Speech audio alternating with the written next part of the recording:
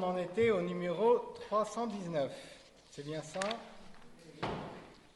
Donc le titre des numéros 319 et 320, c'est Spiritualité de l'amour exclusif et libre. Alors 319, c'était plutôt le côté exclusif, et 320, c'est plutôt le côté libre. Alors, qu'est-ce qu'il entend par là?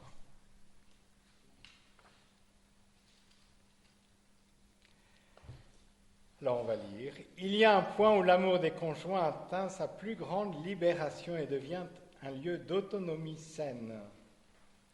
Lorsque chacun découvre que l'autre n'est pas sien, mais qu'il a un maître beaucoup plus important, son unique Seigneur. Personne ne peut plus vouloir prendre possession de l'intimité plus personnelle et secrète de l'être aimé, et seul le Seigneur peut occuper le centre de sa vie. En même temps, le principe de réalisme spirituel fait que le conjoint ne veut plus que l'autre satisfasse complètement ses besoins. Voilà.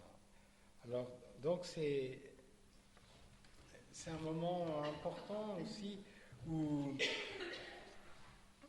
justement on accepte qu'il n'y a pas de mariage parfait. Alors j'ai repris un article du père Denis Sonnet qui dit qu'il n'y a pas de mariage parfait. Alors, il y en a qui sont très heureux en mariage, et puis il y en a qui imaginaient que ça serait le paradis, et puis finalement, c'est pas exactement le paradis quand même, le mariage. Et alors, il cite une dame qui lui dit « Je me suis mariée pensant que je connaîtrais le vrai bonheur. Ma solitude de jeune fille allait enfin se terminer. Avec mon mari, un jeune homme charmant pendant nos fiançailles, j'étais convaincue de réaliser le plus merveilleux couple du monde. J'étais persuadée que nous partagerions tout, nos aspirations, nos pensées, nos projets, notre foi. Je ne vais pas dire que je suis tombée de haut, mais quand même, j'étais vraiment déçue. Il importe de dire aux jeunes que le mariage n'est pas le paradis. Je n'y ai pas trouvé ce dont j'avais rêvé. » Bon, ça calme un peu. Mais il y en a d'autres qui disent « Je me suis mariée croyant que c'était bien, mais c'était tellement mieux. » Ou une autre « Je me suis mariée les yeux fermés et je ne le regrette pas. » Donc, il y a un peu tous les avis. Bon. Mais en même temps, de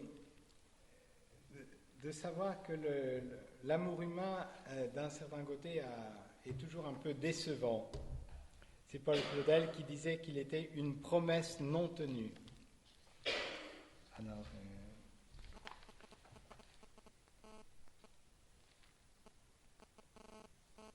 Alors, et il dit justement dans... Non, ça c'est quelques dictons. Il n'y a pas de bois sans nœud, il n'y a pas de femme sans défaut. Vous êtes d'accord?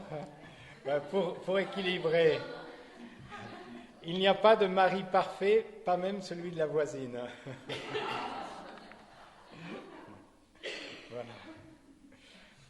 Voilà. Alors, mais bon, peut-être quelquefois on peut être un peu perfectionniste, on pense que l'autre va nous compléter, va satisfaire tous nos besoins. Il y a le mythe de la fusion aussi, le rêve d'une union merveilleuse et sans conflit, voilà, etc. Bon, il y a beaucoup de choses. Mais finalement, une autre expression que j'aime bien, c'est devenir adulte, c'est gérer l'imparfait. S'accepter limité, accepter les limites de l'autre, c'est quitter les rêves de l'adolescence. Devenir adulte, c'est gérer l'imparfait. Et ça, je pense que c'est...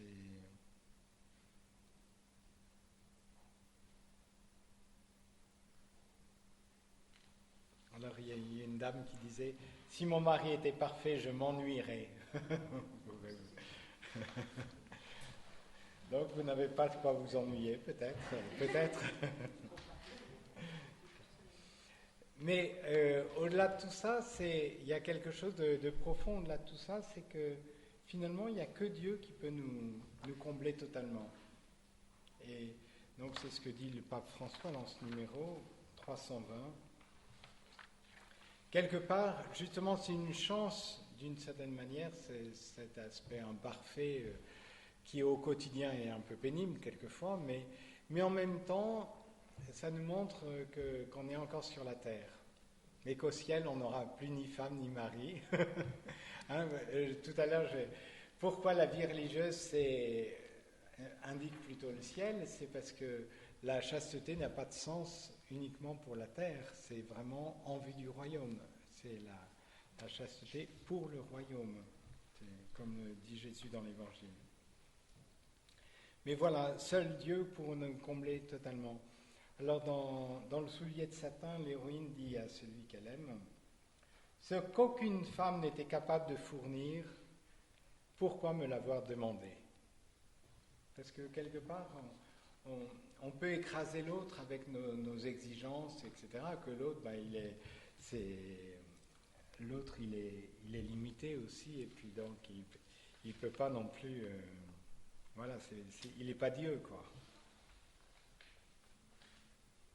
Voilà. Et alors, dans ce numéro 320, toujours, donc, le pape parle de cette liberté, d'acquérir une forme de liberté intérieure.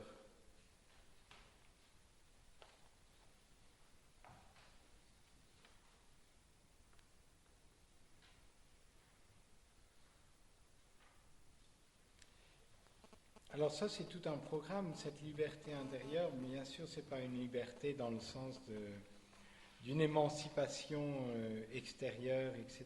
Mais c'est être vraiment libre vis-à-vis de l'autre, puisque notre premier point de repère, c'est Dieu. Alors il parle d'une saine autonomie aussi, et devient... L'amour des conjoints atteint sa plus grande libération et devient un lieu d'autonomie saine. Ce n'est pas une indépendance où on vit sur des rails parallèles, c'est pas ça l'autonomie. C'est l'autonomie, on peut vivre même si l'autre a ses moments de faiblesse, on arrive encore à tenir debout quand même. C'est ça qui est cette vraie liberté qui fait que...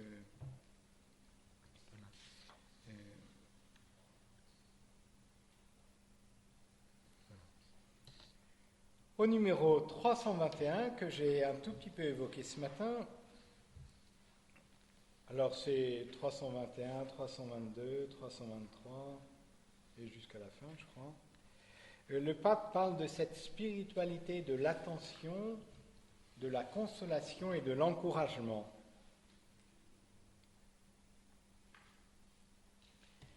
Une petite phrase que j'aime bien, « La famille est depuis toujours l'hôpital le plus proche ». Et c'est vrai que, heureusement qu'on a la famille dans bien des situations.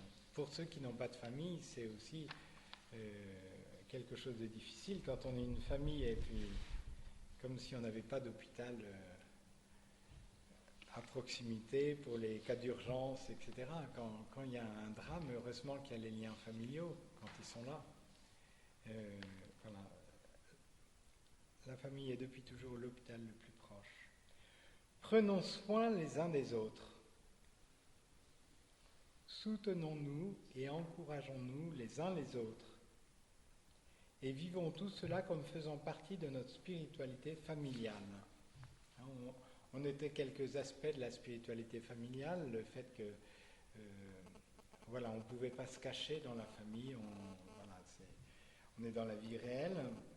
Il y a aussi cet aspect de joie et de paix, et puis il y a cet aspect de prendre soin les uns des autres.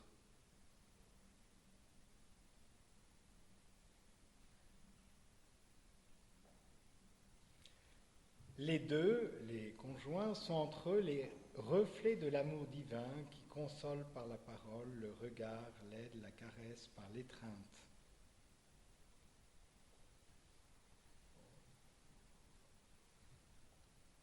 Tout à l'heure, on parlait de cette présence de Dieu dans le couple. Mais voilà, c'est un lieu de la présence de Dieu dans le couple quand l'un des conjoints vient consoler l'autre ou par son regard bienveillant et amoureux, par son aide, ses caresses, par son étreinte. Voilà, c'est Dieu qui se rend présent aussi.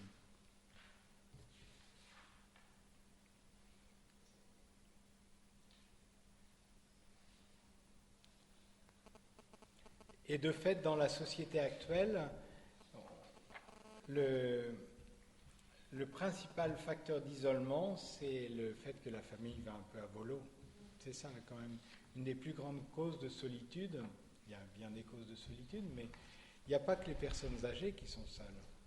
Il y a bien des gens qui sont jeunes, qui ont toutes leurs capacités, voilà, mais qui sont seuls. Il n'y a personne qui s'intéresse de façon désintéressée à eux, qui console par la parole, les regarde, voilà.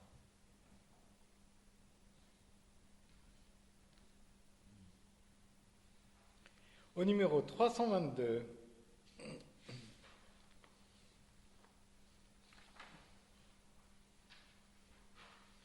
il y a une belle citation de Gabriel Marcel, entre autres.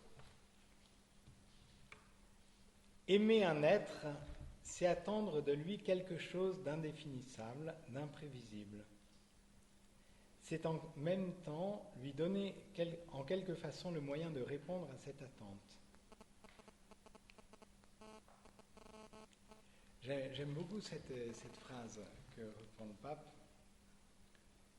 Aimer quelqu'un, c'est attendre de lui quelque chose. Pour certaines personnes, c'est difficile de sentir que personne n'attend rien d'eux. Mais justement, derrière, on pourrait voir une certaine espérance vis-à-vis de la personne qui vient comme la stimuler à se donner, etc., et à ne pas s'enfermer, mais à faire valoir ses dons, etc. Mais faire valoir ses dons quand personne ne croit en nous, quelque part, c'est difficile. Mais alors j'aime bien cette phrase. Aimer un être, vous sentez, c'est pas d'abord faire quelque chose pour la personne, c'est d'abord attendre quelque chose de cette personne. Parce que notre premier réflexe, c'est un bon réflexe en un sens. Hein. Je vous ai déjà raconté cet épisode un jour pour des cadeaux de Noël. Non. Il y avait eu un petit oubli, on avait oublié d'envisager les cadeaux. Souvent, au début de l'Avent, on tire le nom d'un frère, on prie pour lui, et puis voilà. Et puis du coup, on avait oublié, et du coup, j'avais suggéré, avec beaucoup de générosité, mais on pourrait donner du temps à un frère. Mais je n'avais pas réfléchi jusqu'au bout que c'était aussi accepter d'en recevoir du temps d'un frère. Donner, voilà, j'étais partant, mais en recevoir, je n'étais pas forcément si partant que ça de chacun des frères de la communauté. Alors du coup, c'était une occasion de prendre conscience qu'il y a quelque chose qui ne marchait pas dans ma manière de faire. Parce que aimer, encore une fois, c'est pas seulement donner quelque chose à l'autre, c'est attendre. Et l'autre, voilà. Et c'est en même temps lui donner en quelque façon le moyen de répondre à cette attente. Je trouve que c'est... Donc, bon, vous pourriez déjà afficher cette phrase chez vous. Ça vaut en couple, ça vaut aussi vis-à-vis des enfants, ça vaut c'est en communauté, hein, on pourrait, bien entendu. Mais en même temps, pas attendre quelque chose de démesuré qui écrase l'autre. Hein, vous sentez qu'il y a tout un doigté à avoir dans tout ça. Voilà, alors numéro 323. C'est une profonde expérience spirituelle de contempler chaque proche avec les yeux de Dieu et de reconnaître le Christ en lui. Alors ce soir, en rentrant, vous allez contempler votre mari, il va se demander ce qui se passe.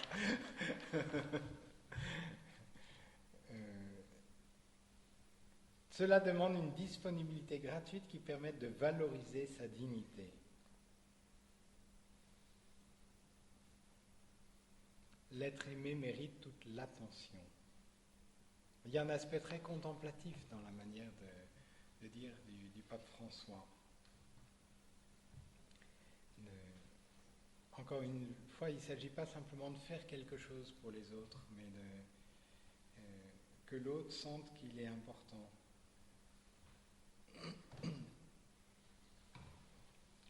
Jésus était un modèle, car lorsqu'une personne s'approchait pour parler avec lui, il arrêtait son regard, il le regardait avec amour. Personne ne se sentait négligé en sa présence. Puisque ses paroles et ses gestes étaient l'expression de cette question, que veux-tu que je fasse pour toi ?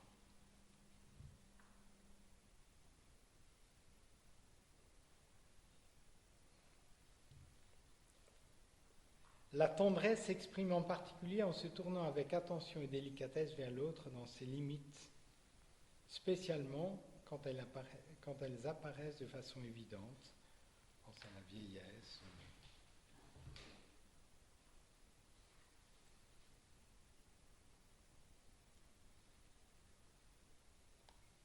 Et au numéro 324, c'est un aspect un peu différent que développe le pape François. Il parle de cette ouverture à l'extérieur de la famille. Cette ouverture se révèle surtout dans l'hospitalité. Lorsque la famille accueille et va vers les autres, surtout vers les pauvres et les abandonnés, elle est symbole, témoignage, participation de la maternité de l'Église. Ça, c'est aussi une belle dimension de la famille. Alors, là, vous sentez qu'il y a toujours un équilibre à trouver aussi que la famille, c'est important qu'elle soit très ouverte. En même temps, il faut aussi vivre des temps vraiment en famille. Je pense en communauté aussi, c'est important de pouvoir accueillir. Et puis en même temps, c'est important d'avoir des moments de communauté où on met tout le monde dehors pour être entre nous. Donc, mais ça, c'est chaque famille qui a trouvé son rythme. C'est pas forcément exactement la même chose pour chaque famille. Hein, mais il y a cette dimension de l'hospitalité qui est importante, qui vient renouveler aussi les liens dans la famille.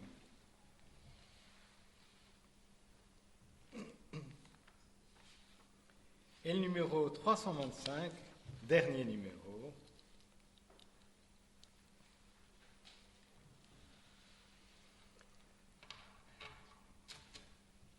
Alors, le pape prend deux citations. Est-ce que vous vous rappelez Matthieu 22, chapitre 22, verset 30 ?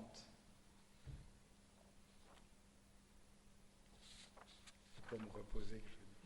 Alors, c'est Jésus qui dit, à la résurrection, en effet, on ne prend ni femme ni mari, mais on est comme les anges dans le ciel.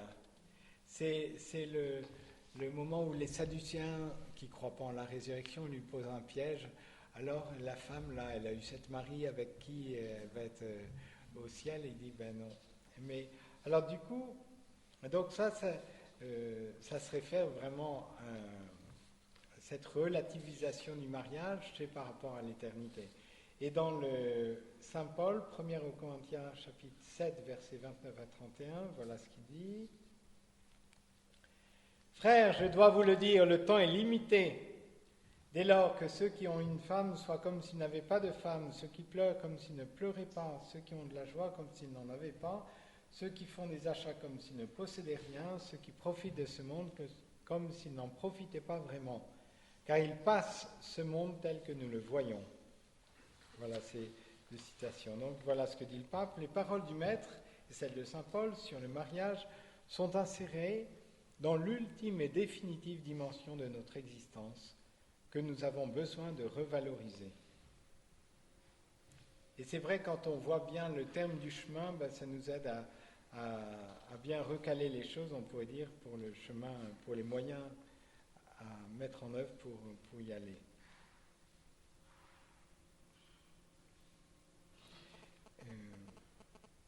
Aucune famille n'est une réalité céleste et constituée une fois pour toutes. Mais la famille exige une maturation progressive de sa capacité d'aimer. Alors là, vous pourriez aussi l'encadrer. La famille exige une maturation progressive de sa capacité d'aimer.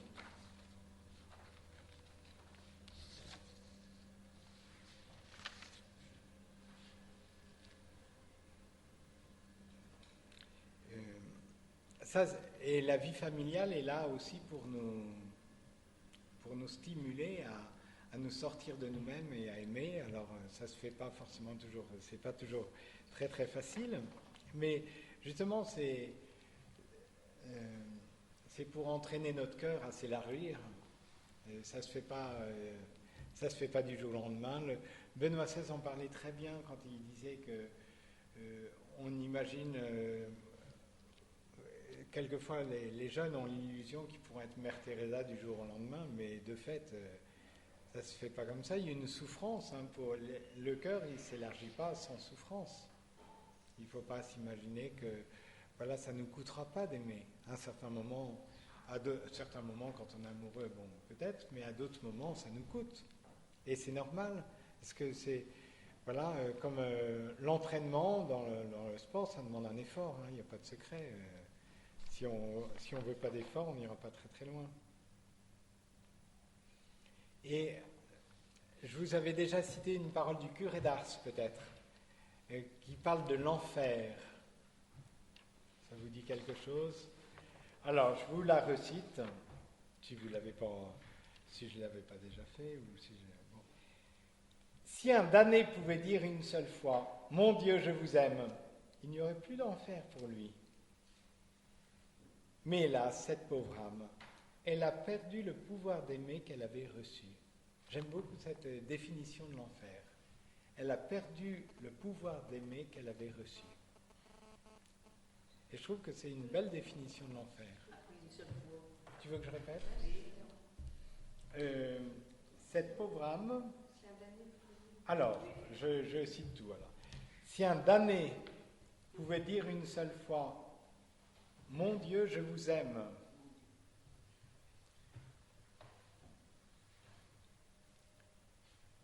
il n'y aurait plus d'enfer pour lui.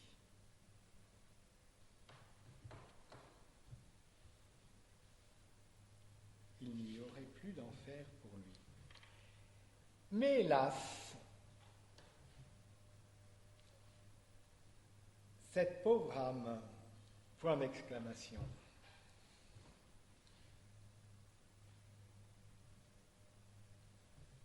elle a perdu le pouvoir d'aimer.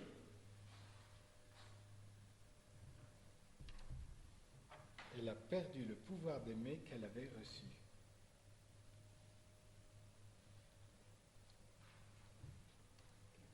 Après, je pourrais vous l'envoyer. Parce qu'il continue. Et dont elle n'a pas su se servir. Elle a perdu le pouvoir d'aimer qu'elle avait reçu et dont elle n'a pas su se servir.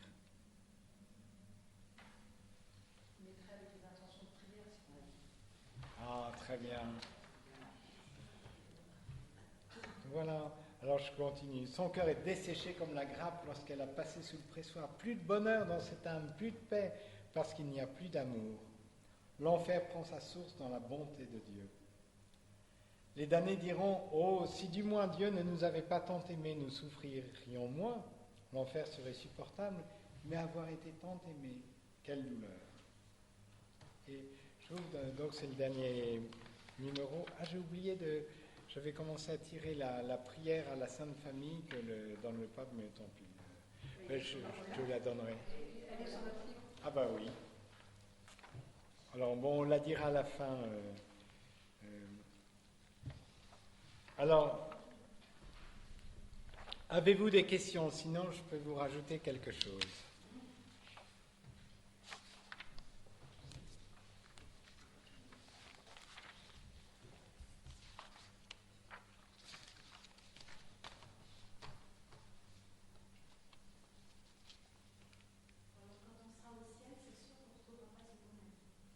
On les retrouvera. Si, on les retrouvera. Si. Quelque part, les liens qu'on tisse ici...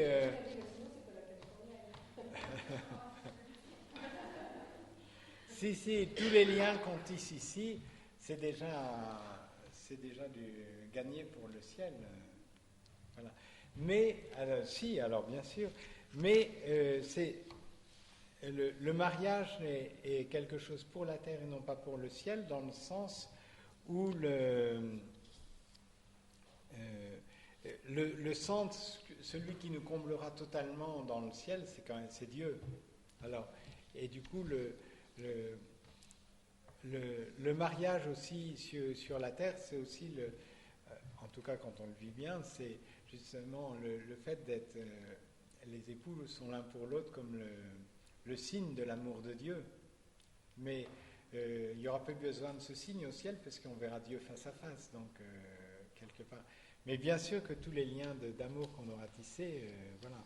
Et on peut dire d'une autre manière, il vaut mieux essayer de s'entendre avec les gens pendant qu'on est sur Terre, parce que au ciel, on sera tous les uns à côté des autres. Si on ne veut pas s'asseoir à côté de quelqu'un au ciel, bon, on aura du mal à aller au ciel. Ben, pour imaginer un peu la... Parce que le bon Dieu, il désire que tous s'aiment dans le ciel. Il n'y a pas de place pour des inimitiés dans le ciel. Donc ça veut dire qu'on soit prêt à aimer tout le monde aussi. Voilà. Ben oui, si on n'est pas prêt. Si on n'est pas prêt, oui. Vous avez d'autres questions?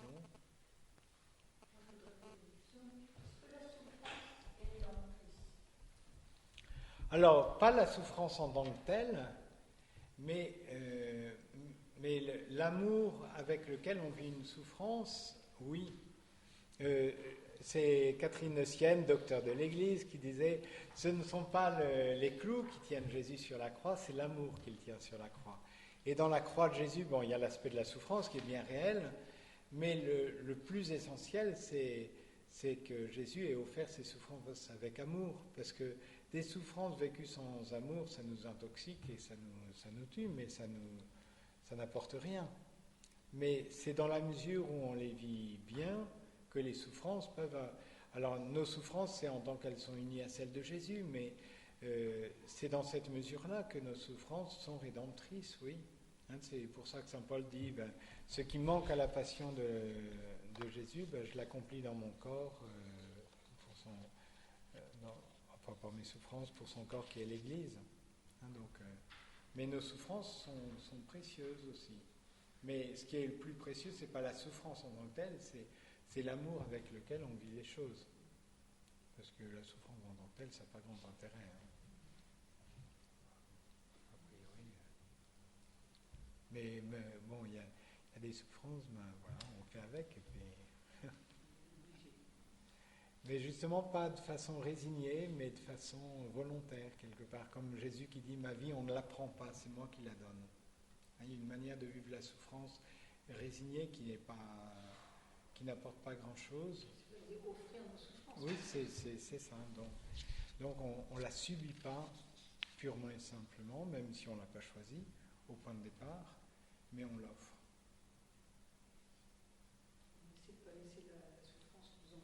C'est ça, et nous intoxiquer, oui.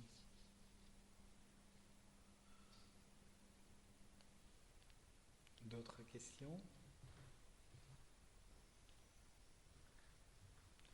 Alors, je vous fais un petit quelque chose qui n'a rien à voir, enfin, rien à voir, il y a quand même un lien, on est dans le même thème. Alors, il n'est plus à la librairie, je l'ai piqué, donc... C'est les couples heureux ont leurs secrets. Et alors, peut-être je peux vous faire une rapide présentation. Je m'arrangerai à ce qu'on en ait d'autres à la librairie, parce que je le trouve très intéressant, pas seulement pour les couples, mais aussi pour la communauté. À vrai dire, il y a des rapports humains dans... Voilà. Alors peut-être que je peux vous en faire, sauf si vous voulez prier et puis vous en allez, je peux vous en faire une petite présentation. Ont leur secret, les couples de Gottman. En fait, il est juif. C'est un Américain, alors c'est écrit un peu à l'américaine, mais il y a beaucoup de choses intéressantes. John Gottman. Les couples heureux ont leur secret.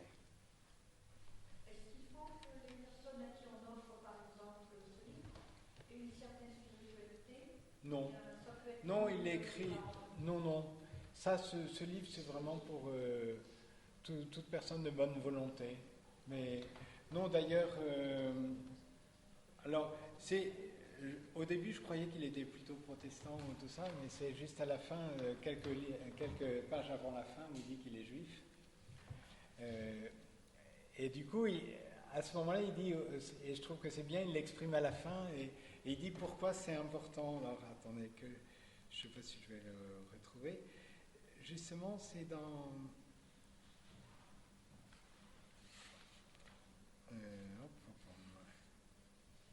Voilà, ça doit être ça. L'un des chemins vers la miséricorde peut être votre foi religieuse. Ma propre religion, le judaïsme, m'a aidé à chérir et à nourrir ce qui est bon et fort en moi et dans ma relation.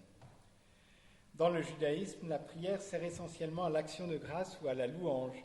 Et pourtant, cette religion affirme que Dieu n'a pas besoin de louange, de flatterie ou de remerciements incessants. Quel est donc le but de ces prières ? Ce n'est pas à Dieu qu'elles bénéficient, mais à celui qui prie. Ces prières sont censées nous faire apprécier l'œuvre de Dieu, ce monde merveilleux dont nous avons hérité, et nous faire remarquer avec gratitude toutes les bénédictions qui nous sont constamment prodiguées. Quelle que soit votre religion, c'est un message qu'il faut retenir. Les remerciements et les louanges sont les antidotes au poison de la critique et de son cousin meurtrier, le mépris. Alors, bon, je ne vais pas tout vous dire, sinon... ce qui me paraît intéressant, il y a plusieurs choses qui me paraissent intéressantes dans ce livre. C'est déjà qu'il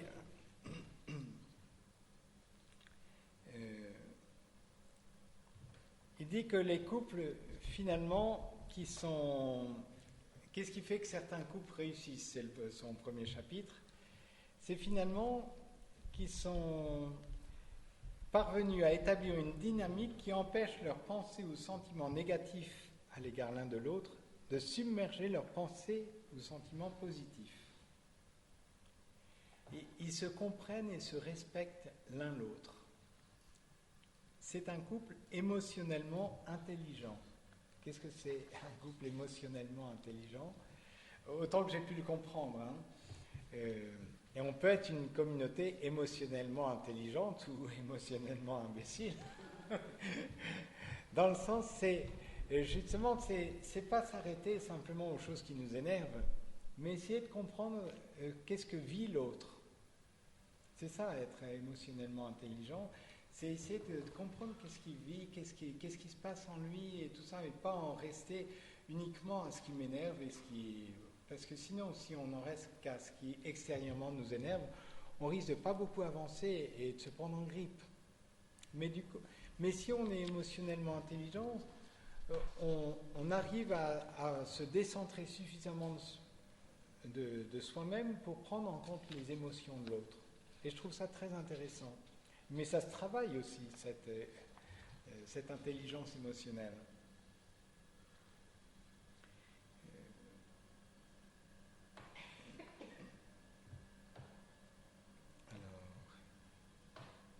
Et alors, je trouve que une qualité que je trouve à ce livre, il me semble qu'il est assez réaliste. Dans le sens, par exemple, une petite phrase qui dit « Même les couples heureux peuvent avoir des scènes de ménage. Ce n'est pas parce que le ton monte qu'une relation est en danger. » Donc, voilà, vous pouvez vous disputer, c'est pas un problème. Après, c'est la manière dont vous disputez qui est peut-être un peu différente. Il y a des manières de se disputer qui ne mettent pas la relation en danger. Et d'autres manières de se disputer qui sont peut-être moins, où il y a moins de décibels, mais qui sont beaucoup plus dangereuses. Et je trouve que c'est intéressant. Parce que, voilà, on a de la visite, là, en vélo, là, des gens qui passent par là. Voilà.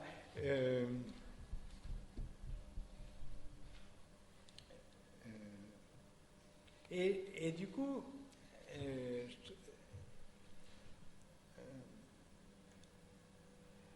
alors cette intelligence émotionnelle fait qu'on apprend à vivre un certain respect à l'égard des autres.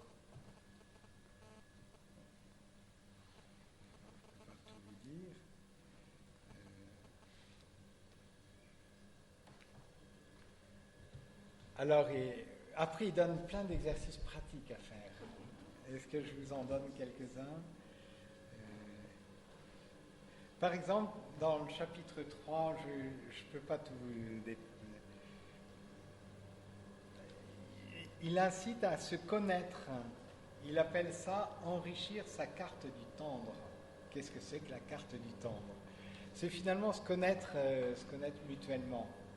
Mais pas connaître simplement sa date de naissance, et puis voilà. Mais connaître ce que vit l'autre. Alors là, il y a combien de... Il y a 2 séries de 20 questions. Non. Oui, une série de 20 questions. Après, il y a une série de 60 questions.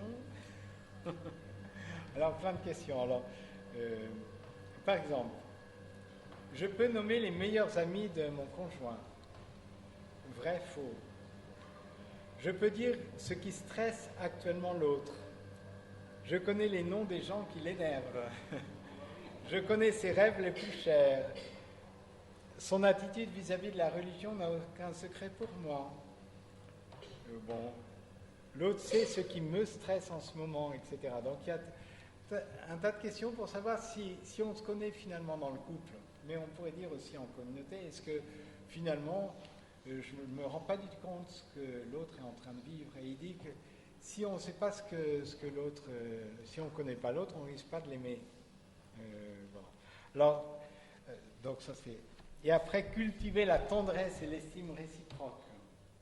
Alors, il y a des petits exercices toujours, hein, mais...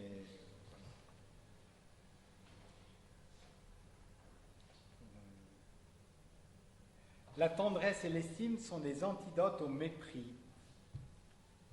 Dès que l'on reconnaît ouvertement dans une conversation les aspects positifs de son partenaire et de son union, le lien s'en trouve renforcé et peut à partir de là faciliter la gestion des problèmes du couple.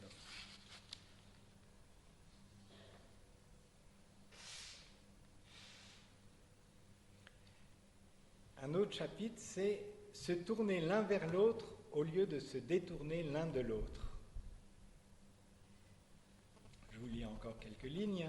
Au cours de la vie à deux, on fait régulièrement des offres pour l'attention, l'affection, l'humour ou le soutien du partenaire.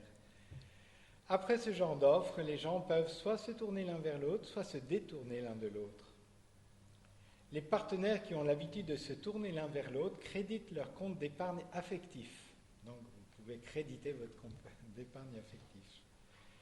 Ils remplissent leur cagnotte affective de manière à amortir le choc des mauvaises passes, celles où ils devront affronter un conflit ou l'une des crises de la vie. Alors, il y a 60 questions pour évaluer votre compte d'épargne affectif. Je ne veux pas tout vous lire, mais il y a des... Alors, c'est amusant certaines fois, mais voilà. Du coup, d'être attentif aux signaux quand on voit que finalement on commence à prendre un petit peu de distance, et ça arrive très vite, on le voit en communauté, hein, parce que il y a besoin de relancer toujours l'amitié, hein. Comme on disait ce matin, c'est jamais gagné une fois pour toutes un amour, et ça suppose de se relancer mutuellement, etc. Oh, le chapitre 6. Alors les hommes en prennent plein. Dans le chapitre 6, donc je le passe. Alors il dit il y a 7 lois pour les couples heureux, et la loi numéro 4, c'est se laisser influencer par son partenaire. Il parle souvent de partenaire, hein, c'est pas... Et voilà. À notre époque, les hommes qui permettent à leurs femmes... Vous allez tu veux le mettre aussi dans les intentions, non? À notre époque, les hommes qui permettent à leurs femmes de les influencer sont plus heureux en ménage et ont moins de risques de divorcer que ceux qui résistent à son influence. Il s'agit de laisser influencer nos décisions en tenant compte des opinions et des sentiments du conjoint. Les unions les plus heureuses sont celles où l'homme traite la femme avec respect et n'hésite pas à partager avec elle le pouvoir ainsi que le processus de décision. Voilà. Alors, mais c'est vice-versa, hein, parce que dans certains couples, c'est madame qui porte la culotte et qui prend toutes les décisions. Mais en tout cas, et ça c'est vrai en communauté aussi, hein, c'est tout simple. Est-ce qu'on accepte la vie de l'autre ou est-ce qu'on s'enferme dans son... et ça se travaille. C'est vrai que on aime bien notre avis, c'est normal, hein, mais... la volonté de partager le pouvoir et de respecter le point de vue de l'autre est un prérequis dans l'art du compromis. Donc ça c'est un point qui, après il aborde les questions du conflit conjugal. Et le pardon? Il ne parle pas tellement du pardon dedans. Ah bah il vit si, mais non, mais alors je vous le fais parvenir après.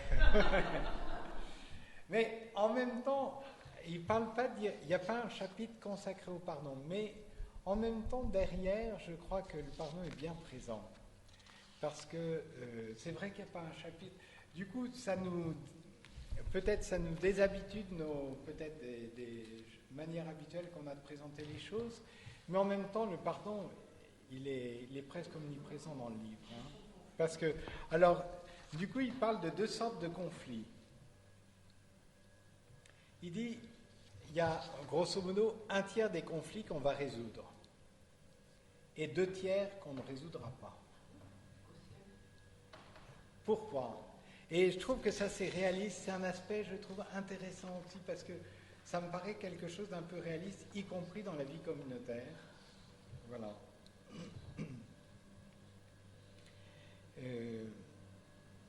Parce qu'il y a des conflits... les conflits qu'on ne résoudra pas, c'est que ça touche à nos différences fondamentales. Madame aime, je prends des exemples, mais il y en aurait beaucoup plus dans le livre. Madame aime bien parler, monsieur est plutôt taciturne.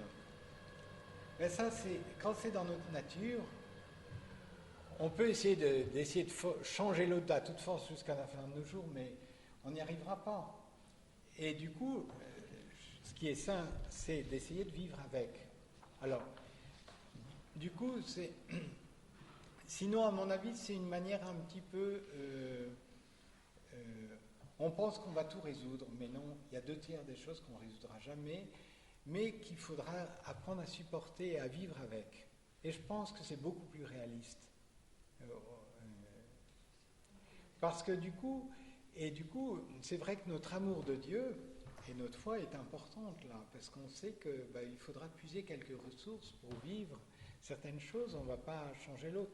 On parle des qualités au niveau de la psychologie, mais aussi au niveau du physique. Si on pense que notre mari devrait être grand et qu'il n'est pas grand, il ne va pas grandir pour autant, même si on le désire bien. Voilà. Et je trouve que c'est... comme le dicton qui dit le loup perd son poil, mais pas son vice. Oh, attends, il va falloir que je... Le loup perd son poil, mais pas son vice. C'est pareil.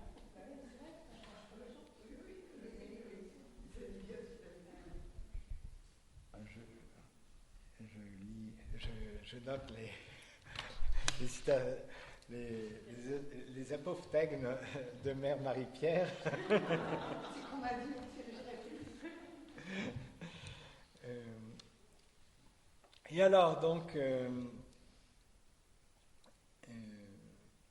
mais dans tous les cas, c'est au-delà de la difficulté qui oppose, c'est d'essayer de faire en sorte que l'autre se sente apprécié et accepté pour ce qu'il est. Je trouve que et du coup, c'est de resituer vraiment la difficulté où elle est. Le problème, c'est pas la personne de l'autre. C'est peut-être tel ou tel aspect de sa personnalité ou telle action qu'il peut poser, mais c'est pas lui qui fait problème. Et du coup, c'est que le couple puisse continuer à s'apprécier l'un l'autre, tout en ayant conscience des défauts. Il prenait un exemple amusant. Un vieux couple, lui savait bien que le jour où elle allait faire des courses, son compte allait en prendre un petit coup. Mais en même temps, après, au début, ça devait le crisper, et puis il devait y avoir une scène de ménage au retour. Voilà. Et puis après, bon, il s'en amusait presque. Il savait que c'était comme ça. Et que, alors après, il s'était fixé des règles pour peut-être que qu'il ne soit pas à découvert au moins. Ou je ne sais pas, après, il y avait peut-être où il avait un compte supplémentaire où elle ne pouvait pas toucher. Ou, je ne sais pas très bien, mais en même temps, après, il s'en amusait presque. Il savait à l'avance ce qui allait arriver et ça ne manquait pas d'arriver. Et inversement, donc il prend des exemples, beaucoup d'exemples très, très concrets. Et alors, du coup, pour résoudre ces conflits, il note 5 points. De démarrer la discussion en douceur, et non pas de sauter au cou de l'autre, voilà. D'apprendre à utiliser efficacement les tentatives de rapprochement. Alors, qu'est-ce qu'il appelle les tentatives de rapprochement?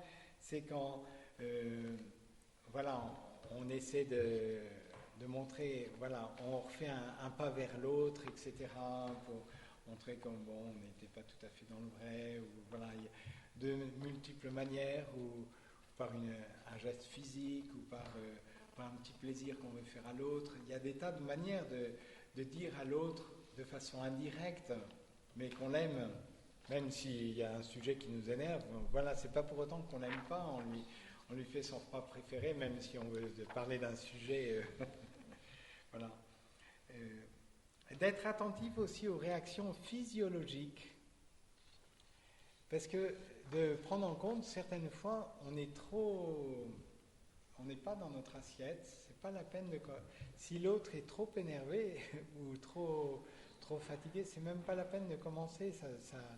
Donc d'essayer d'être attentif aussi à ce qui se passe, parce qu'il y a des choses, on n'est pas des surhommes, et du coup de faire avec, et puis d'apprendre l'art du compromis. Alors par exemple, il dit, quand on tient chacun un point de vue, après de réfléchir qu'est-ce qui dans mon point de vue pour moi est totalement essentiel et quels sont les points sur lesquels on pourrait faire des compromis, ou je pourrais... Alors il prenait un exemple, autant que je me souvienne, elle voulait qu'ils achètent un chalet. Et lui voulait qu'ils économisent un peu pour leur retraite, ou enfin et du coup finalement c'était de voir, ben voilà, qu'est-ce qui était comme chalet, la taille et tout ça. Bon, peut-être c'était un plus petit chalet. C'était peut-être pas l'avoir aujourd'hui, mais peut-être dans 10 ans. Chalet pour aller en retraite. Alors, et lui, peut-être que bon, telle somme, c'était suffisant, mais c'était pas non plus nécessaire d'avoir...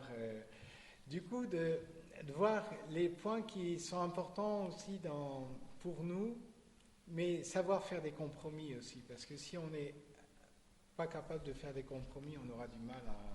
Voilà. Et puis d'être plus tolérant envers les imperfections de l'autre. Voilà quelques petits éléments. Bon. Il faut que je passe vite.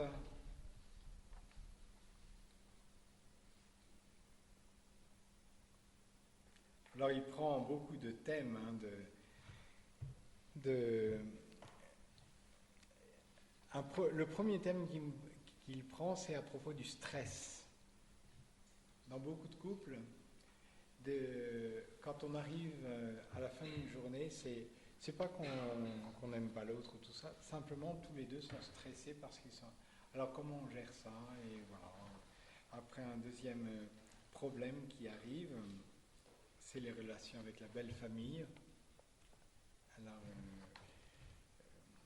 là aussi, les hommes en prennent un petit coup. Hein. Il dit clairement, l'homme doit soutenir sa femme contre sa mère. Il est d'abord un époux, ensuite un fils. Il a fondé sa propre famille. Là, il explique un petit peu quand même. Hein. Il ne le dit pas brutalement comme ça, mais après toute la question de l'argent, de la gestion de l'argent.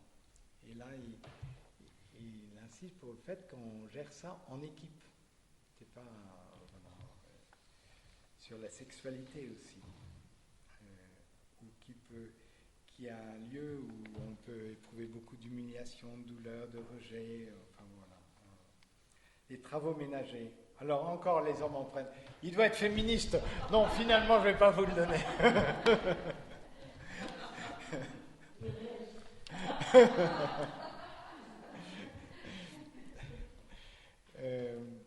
Il est important de créer un sentiment de partage équitable des tâches et de travail en équipe. Les hommes doivent participer plus largement aux travaux ménagers. Je crois que vous allez l'acheter. Je sens que vous allez l'offrir à votre cher et tendre époux. Les hommes ont souvent l'impression d'en faire plus qu'ils ne font. Voilà. Mais après, il équilibre un petit peu en disant, mais voilà. Alors, il fait toute une liste, je ne sais pas à quelle page, des travaux ménagers, des travaux, en disant qu'il y a des travaux aussi il faut distinguer.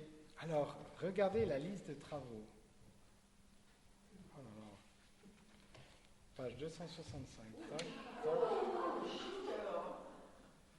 Ah oui, non, mais ça vous donne des idées, c'est concret.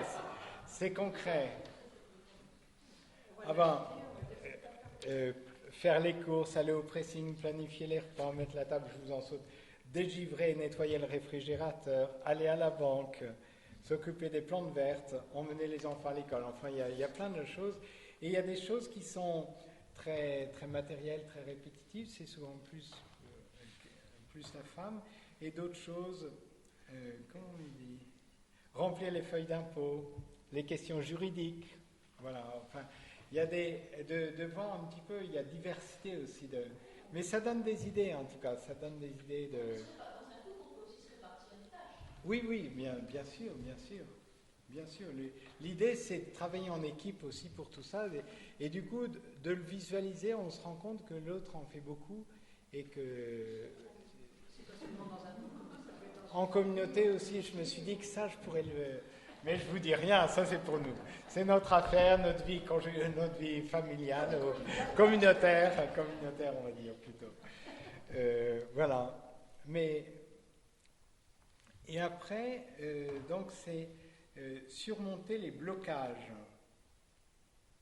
Et alors là, il y a tout un chapitre intéressant sur les rêves. Le blocage indique que certains de nos rêves ne sont pas satisfaits ou respectés par l'autre. Et il liste 35 rêves profonds.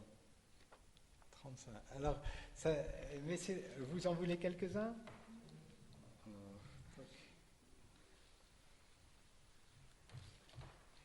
Parce que dans bien des situations, on est très attaché à quelque chose, mais alors il prend des exemples, c'est très concret.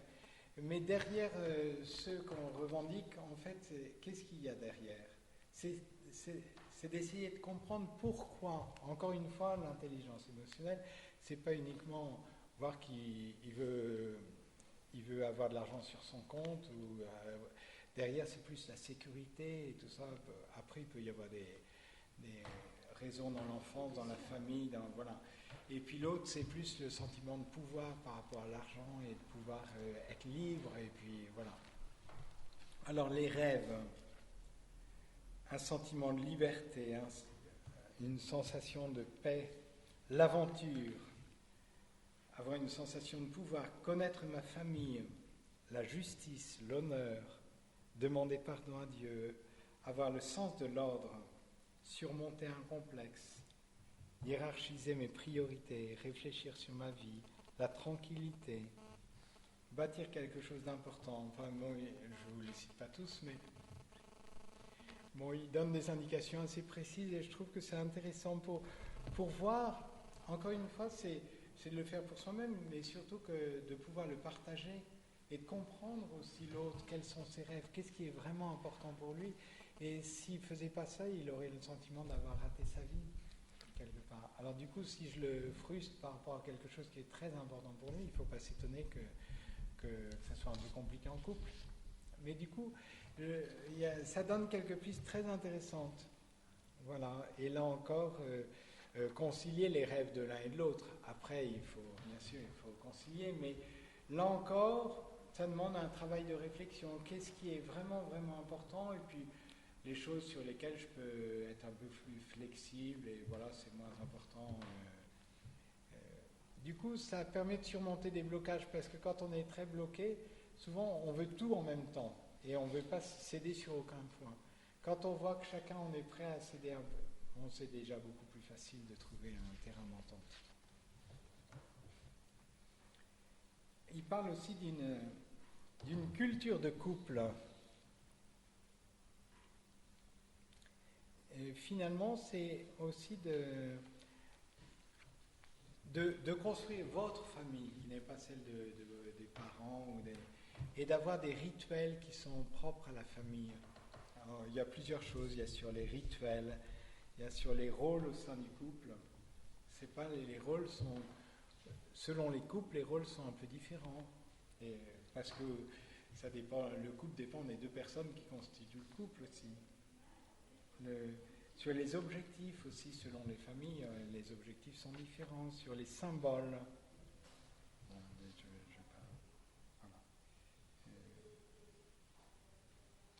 Alors donc c'était juste pour faire un petit peu de publicité parce que je pense qu'il y a plein de livres qui existent. Celui-là, je l'ai découvert d'une façon un peu fortuite. Fortuite à partir d'un article dans L'Invisible qui citait le Dr Gottman qui prédisait, mais ça c'est l'aspect... il invitait des gens dans son laboratoire, il y avait des caméras, etc., qui analysaient le visage, etc. Et au bout de 3 minutes, il pouvait dire à peu près si le couple avait des chances de tenir ou pas. Alors, mais bon, après ça se travaille, mais je trouvais que c'était intéressant parce que du coup, dans l'attitude, on voyait si tout de suite ils étaient prêts à sauter au cou, sauter au cou pour s'étrangler ou alors pour s'embrasser. Quelque part dans la manière dont ils se situaient, est-ce qu'ils se comprenaient, si les gens sont complètement fermés chacun dans leur monde, ça risque d'être un peu compliqué. Parce que dans tout couple, et il le dit, de ce point de vue-là, c'est réaliste, tous les couples traversent des moments difficiles, ça fait partie de la vie, et puis voilà, c'est comme ça que l'amour grandit, comme dit le pape François, hein, c'est à travers ça aussi.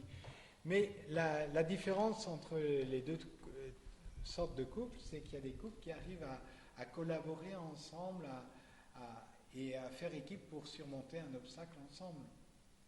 Mais il y aura des obstacles dans la vie de tous les couples, il y a des obstacles.